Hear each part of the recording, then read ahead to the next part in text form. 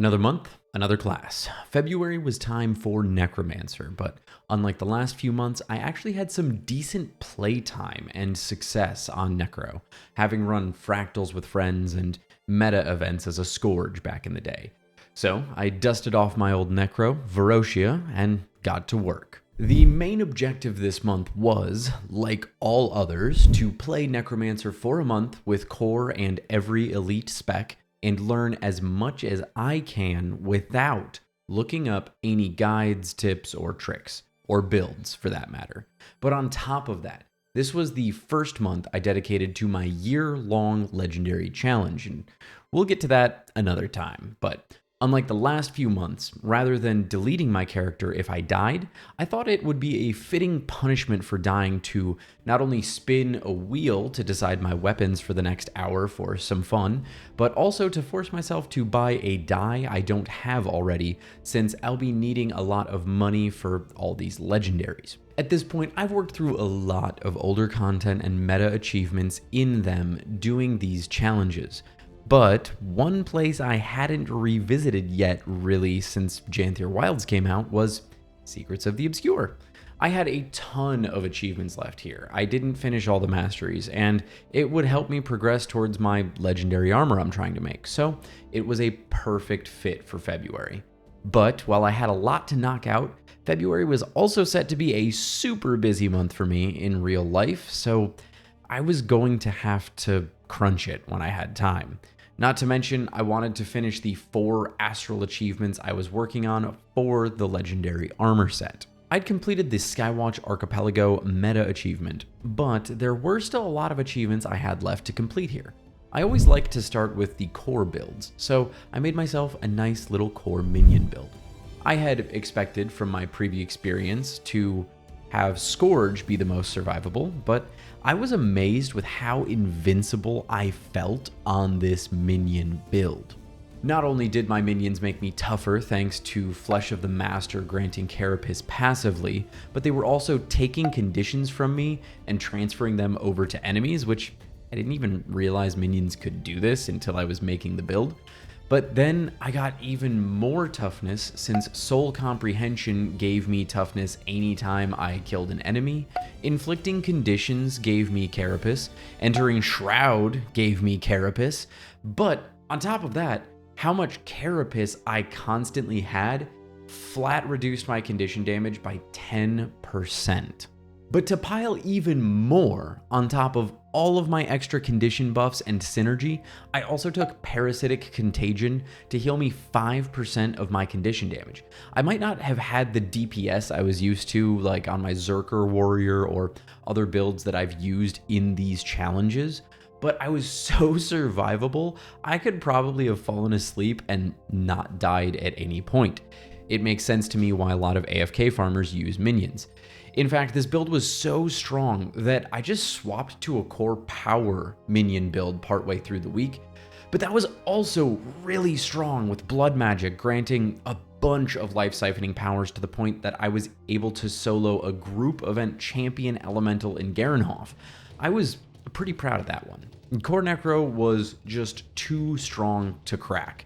There were a lot of weapons I tried, but for Condi, I mostly ran with Scepter and Torch Dagger offhands, and I swapped out the Scepter for Sword for the power build. I ended up taking a good amount of time to do work on the last bits of the Lunar New Year, because that was still up when I started.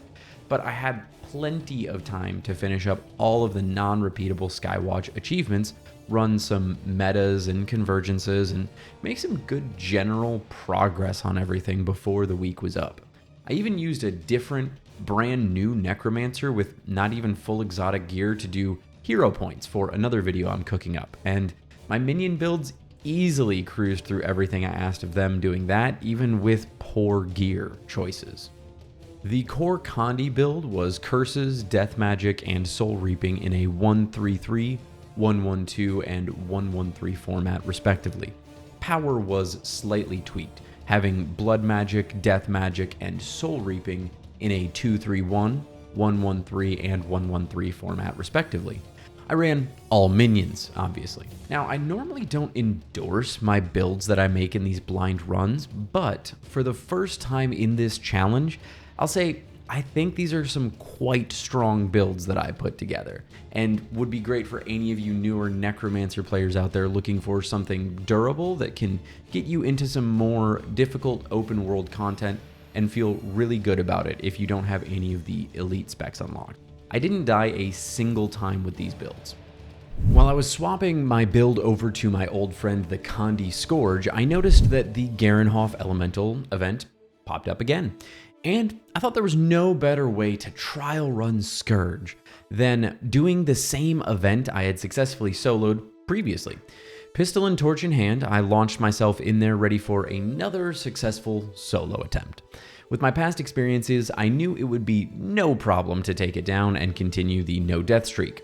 But I quickly found myself struggling quite a lot more than before, eventually actually going down and dying before I could drop the elemental below 70%. That didn't exactly feel great, but I was determined to give it another shot. But sadly for me, the wheel of weapon picking didn't have my best interests in mind, giving me greatsword and dagger sword to use against it. I didn't want to give up on it, but I knew the second attempt was going to be really rough since none of those are conditioned weapons, and this is a Kandi build. But I still went back at him to give it the old college try, this time succumbing to my wounds at 75%, a whole 5% worse than Kandi weapons. Who could have seen that coming? Spinning the wheel once more, I ended up with scepter and dagger and then sword main hand. But at this point, I spent some more time reading my skills and build, purchased 2 of the cheaper dies I didn't have unlocked yet as the other part of my punishment for both the deaths, and I left the elemental alone to continue on my way. Omnitas wasn't going to save itself after all, and perhaps starting off a brand new build with a champion solo attempt wasn't the best idea. I had to finish up the meta achievement for Omnitas before this week was up, and there were far more achievements left for me to complete here than in Skywatch. Now, Skywatch was enjoyable to navigate through, but I was quickly reminded that Omnitas was really frustrating. The navigation felt like it took forever without the central waypoint. A few events were buggy or just plain frustrating as hell to try and solo, like escorting Zizel with their concoctions or having to wait for the Omnitas meta to end to get an unbugged version of the Saving the Animals event in the Bastion of Nature. But at least I had my old favorite build, Kandi Scourge, with me to make the whole thing better, right? But no. I felt like my DPS was awful, and my survivability was even worse. I was constantly on my heels and fumbling around. I certainly couldn't solo any champions, and even some elites gave me a run for my money. I knew it had been a long time since I played Scourge, but I had a build still from way back then, and I had checked to make sure the traits still looked okay, at least before I ran in headfirst. Something had definitely changed. I had vague recollections of quite some time ago reading about Scourge nerfs, but I wrote it off as hyperbole, as a lot of balance changes can sometimes be. But I guess this one wasn't. Well, either that or I was just trash. But whichever it was, I did not have a great time with it regardless. I once again, after some little testing, decided that Scepter with Dagger and Torch offhand was a solid combo for Kandi, and used that for most of the week here. I was originally using Blood is Power, Signet of Undeath, Trail of Anguish, and Plague Lands as my utility skills, but I swapped Signet over to Serpent Siphon since I wasn't doing large groups support stuff much. But in hindsight, maybe the loss of passive life force generation from the Signet was a bigger hindrance than I expected, although I'm not 100% sure it would have salvaged this build's efficiency for me. But I did get better as the month went on at not button mashing and timing out my Blood is Power uses more with my Dagger's Deathly Swarm and Nefarious Favor Shade skill to better peel those conditions off of me and get them onto opponents. If I was doing more group content, I probably would have swapped Serpent Siphon for Epidemic rather to spread conditions around, but for solo play, it may have been better to swap it for Plague Signet to transfer more conditions faster. I may have gotten caught up in the idea that the barrier and regen of Serpent Siphon were adding a lot more to my survival than they really were. But even still, I did manage to finish up the meta event for Omnitas, though I fell very, very short on finishing all the extra non-repeatable achievements there. I still have 9 of them left. My final build was Soul Reaping, Curses, and Scourge in a 1-1-3, 2-1-3, and 2-1-2 format, respectively. But if I were to keep my utility skills as I described, knowing what I know now, I would probably swap the Master of Corruption perk in Blood Magic out for Parasitic Contagion for the extra survivability and less condition transfer needed. I didn't have hardly any achievements left in Hator's Territory or Niedra Surrounds, but plenty of them in Citadel of Zakiros with good old Eparch, and was not looking forward to it. As I started Reaper, which I knew almost nothing about, I focused on Citadel achievements because the others I had left could easily be worked on while trying to get to the Citadel. But regardless, I got my Reaper set up with Greatsword and Spear and headed to fight the Cryptus on their own turf. Now, believe me when I tell you that I had every intention of trying out Spear. I've been using Spear on every one of these challenges since Janthier Wilds came out, but I just had way too much fun and effectiveness with just using the Greatsword and Reaper Shroud. I legitimately forgot to use the Spear. In solo content, I was absolutely ripping and tearing these demons apart, but even in group content like Convergences, Fangs That Gnash, and even Eparch, I just couldn't be stopped. I thought the minion builds from Core Necro were great, but I felt just as unkillable on Reaper, but with even more damage output, and let's be honest, the cool factor. Last month, I said I never really find vulnerability stacking to be exciting, but Reaper kind of made me question my opinions on that. Chilling foes inflicts vulnerability on its own with this build, but then you take that and use Spectral Grasp and Grasping Darkness to group enemies up and start a vuln stack of 6, then rip out Suffer and Shield to the Bone to bring it up to 12, smack them with another Death Spiral for another 12, and with one of those many hits you probably also crit, so now they're sitting at a full 25 vuln stack within seconds of the fight starting. But if they're even still alive really at this point, you just slap them with a Gravedigger, and if you really want to ruin their day, Shroud up and spin to win with Soul Spiral.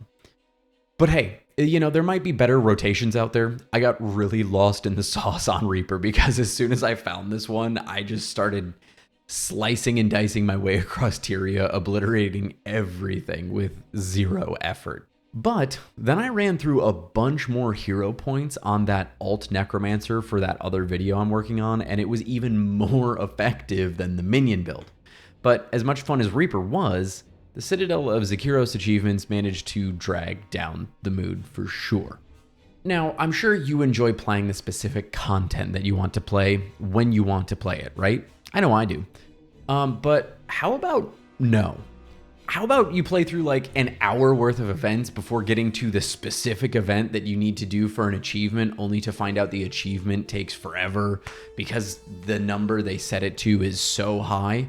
Oh, but even better, how about if I give you an achievement that is still kind of buggy over a year later and doesn't track very well? Wait, why are you leaving? But seriously, I don't know why it bothers me so much the way it's done here. I fully admit Drizzlewood Coast is one of my favorite meta events. And technically to aim for some later achievements, you have to play through potentially 2 hours of content at times. It's the same with Dragon Stand, Su Wand, or even Dragonfall. But whatever it is about this, it drives me nuts. I think it's the completionist in me wants the achievements, and all the other ones I mentioned have 1, or in the case of Drizzlewood, 2 meta achievements to work on, so the entire process can feel productive. A new player who wasn't here when Soto came out may even feel that way about this. Who knows? but I was there when the deep texts were written. I finished the meta achievements more or less as they came out, so by the time we could get to the Citadel of Zakiros, I really didn't care about the other two zones. But whatever it is, it's still not my favorite. It fails my vibe check. But back to Reaper. The build was Soul Reaping, Spite, and Reaper in a 1-1-2, 3-2-2, and 2-1-3 format respectively. If you need even more healing, Augury of Death in the first Reaper slot could be a good swap. Now, Harbinger was the spec I was most intrigued by coming into this month. As I understood it, it was a balance between buffing yourself up and not killing yourself on accident. But it got much simpler to me when I looked at it rather than just hearing about it. Blasting enemies with the pistol was nice. A good amount of condition on it, torment for days specifically, and it was what Harbinger was designed around, technically. But despite what I originally expected, I didn't really feel much of a downside to just keeping Blight stacked up to 25 at all times. Sure, my health pool was drastically reduced, but my Blight also healed me every second for every stack that I had, increasing my sustainability while decreasing my one-shot survivability. Granted, compared to Reaper, I got much closer to some sticky situations, but it was still extremely manageable. I really liked the push-pull of Blight trade-off, as well as it sort of gives your utility skills a rotation almost of sorts, depending on what you need. Each elixir you can throw has both buffs on you or your allies in the area, as well as damage and conditions for enemies. But if you're above 5 or 10 Blight, depending on the elixir, it doubles the damage and condition duration on enemies. So I always found it best to throw the Elixir of Ignorance, since blind only works once, then cripple, then weakness, and then massive condition bombs all get double duration. But not only does Blight synergize with your elixirs, it also carries over to the Shroud as well.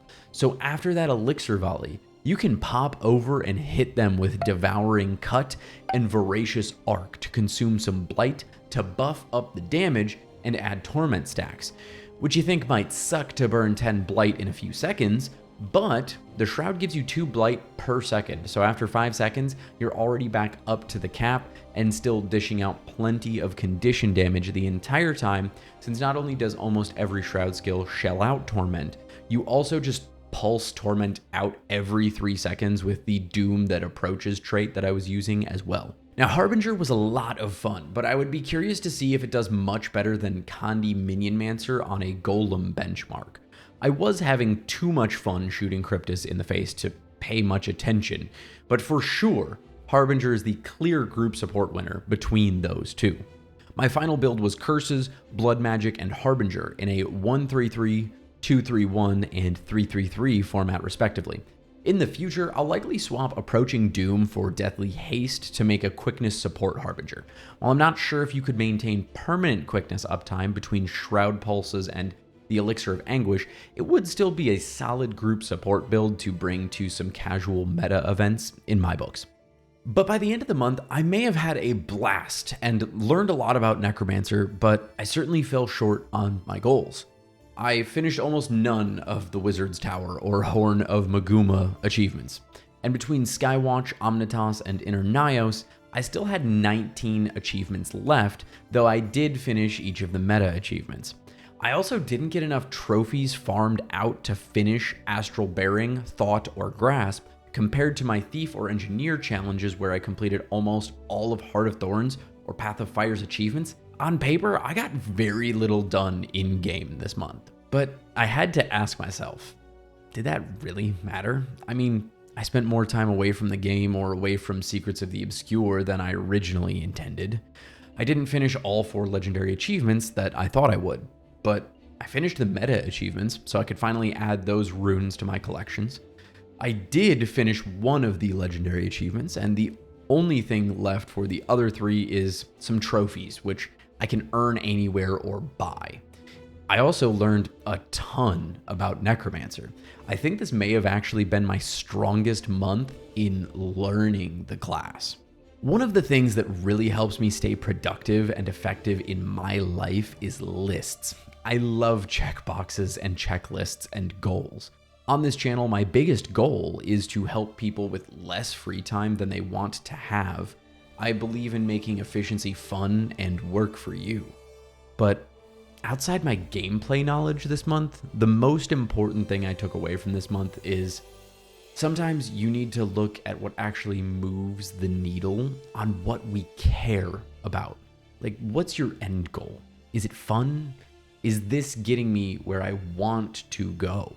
I missed a lot of achievements. I didn't farm as many metas or convergences as I could have. I even forgot to play with a few weapons on Necro, and you know what? That's fine, because I finished what was important to me. I learned a good amount about the class, and I found better ways to have fun and unwind from a very hectic month. Personally, it's tough to balance getting everything you wanted to get done and also balance the need to just let go and recharge sometimes. I mean, I know it is for me anyway. But if you want to see a month where I did get a lot more achievements checkboxed and still learned a lot about the class, you should click this video here to watch me absolutely trash Heart of Thorns with my thief.